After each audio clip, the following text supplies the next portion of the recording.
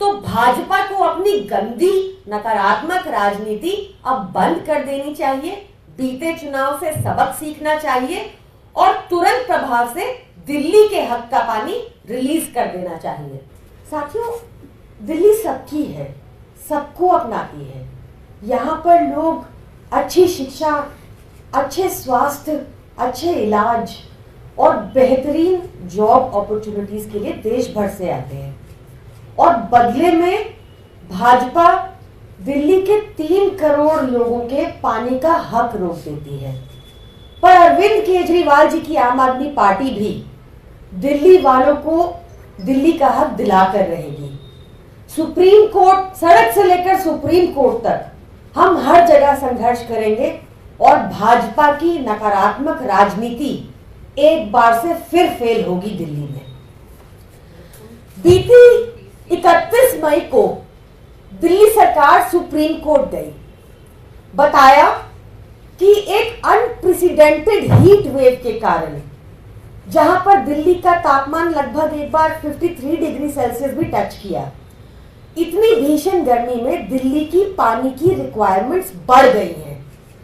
Supreme court में दिल्ली सरकार ने यह भी बताया कि सुप्रीम कोर्ट पहुंचने से पहले ही हिमाचल प्रदेश की सरकार के साथ चर्चा विमर्श कर ये पता चला कि हिमाचल प्रदेश सरकार के पास 137 क्यूसेक अतिरिक्त पीने का पानी है और वो दिल्ली को देने को तैयार है। तो सुप्रीम कोर्ट में हमने इतनी ही मांग रखी कि हरियाणा द्वारा ये पानी दिल्ली आने दिया जाए, क्योंकि हिमाचल प्रदेश दिल्ली के साथ तो सटा है नहीं। पानी को हिमाचल प्रदेश से हरियाणा के हथनी कुंड बराज से दिल्ली को छोड़ दिया जाए और दिल्ली के वजीराबाद बराज तक पहुंच जाए। दूसरा, हमने ये भी बताया कि इस बार मॉनसून सीजन डिलेड है, 30 जून 2024 से एक्सपेक्टेड है, तो उसके चलते ये थोड़े टाइम के लिए ही ये अरेंजमेंट चाहिए था।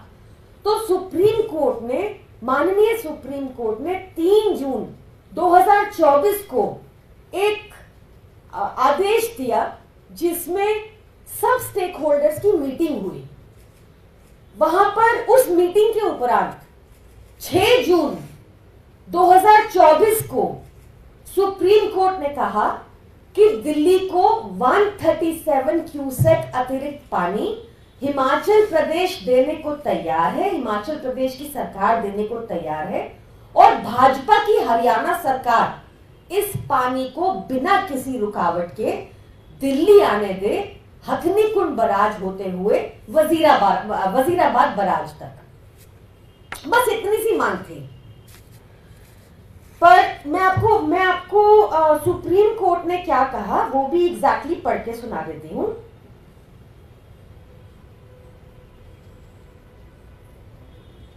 पैराग्राफ 10 में 6 जून 2024 की ऑर्डर में सुप्रीम कोर्ट कहता है, the breakup of surplus water available with the state of Himachal Pradesh is provided in the document according to which between the period from March 2024 to June 2024 137 cuseck of surplus water is available with the state of Himachal Pradesh. Since the state of Himachal Pradesh has no objection and is ready and willing to release the surplus drinking water available with it, we direct that the state of Himachal Pradesh shall release 137 cusacks of surplus drinking water available with it from the upstream so that the water reaches Hathnikund Barrage and reaches Delhi through Wazirabad. आगे supreme court कहता है, as and when the surplus drinking water is released with prior intimation to the state of Haryana by the state of Himachal Pradesh, the state of Haryana shall facilitate the flow of surplus drinking water so released by Himachal Pradesh to Hathnikund Barrage and to Wazirabad so that the water reaches Delhi uninterruptedly and is made available to the citizens of Delhi for meeting drinking water requirement. बस इतना ही करना था हरियाणा सरकार को, भाजपा सरकार को, कि Hathnikund barrage से दिल्ली पानी आने दे। पर हरियाणा की भाजपा सरकार क्या करती है? ये 137 क्यूसेक पानी जो हिमाचल से आना था, ये तो रोक ही देती है।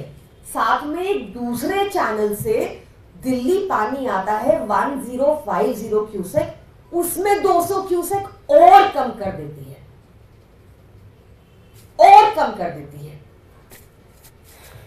इनकी इसी नकारात्मक राजनीति का नतीजा है कि भाजपा हरियाणा में हाफ हो गई है और जल्द ही साफ भी हो जाएगी। हरियाणा के लोग कैसे होते हैं? आप उनसे पानी का ग्लास मांगोगे, वो साथ में लस्सी भी देंगे।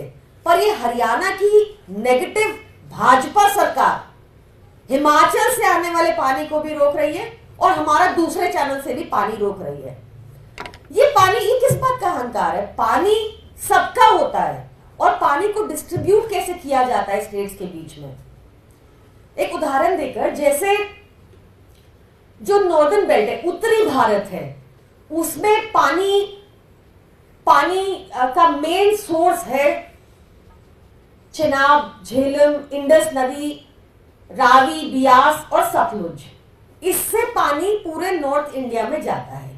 ये पानी डिस्ट्रीब्यूट कैसे होता है?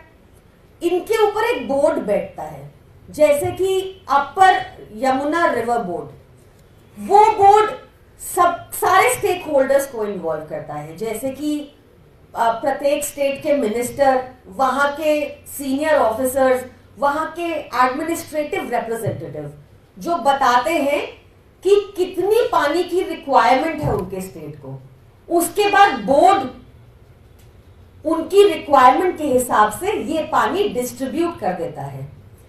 अब इनके चैनल्स होते हैं डिस्ट्रीब्यूशन के, जैसे हथनीकुंड बराज है, उसको दिल्ली पानी आना है, वजीराबाद बराज में। बताओ, इसमें भी दिक्कत है भाजपा को, सिर्फ पानी रिलीज करने में दिक्कत है भाजपा को। और तो और सुनिए, यहाँ के एलजी क्या कहते हैं इस बात पे। एलजी साहब कहते हैं कि दिल्ली सरकार बिना किसी कारण के हरियाणा सरकार पर आरोप डाल रही है। उनको सुप्रीम कोर्ट के ऑर्डर का नहीं पता क्या?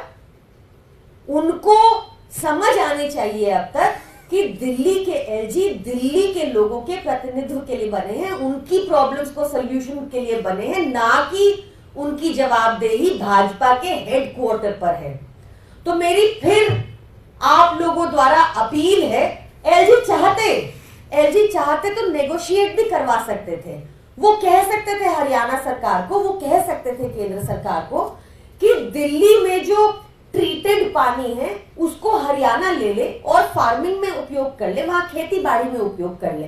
ऐसा भी पॉसिबल था, पर दिल्ली के हक का पानी ना रोके। पर ये नहीं किया।